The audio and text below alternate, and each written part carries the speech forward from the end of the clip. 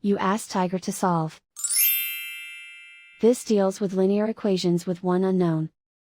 The final result is x equals -4.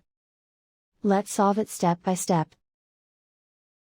Group all constants on the right side of the equation. Subtract 7 from both sides. Group like terms. Simplify the arithmetic.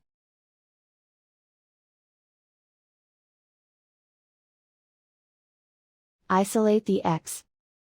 Divide both sides by -2.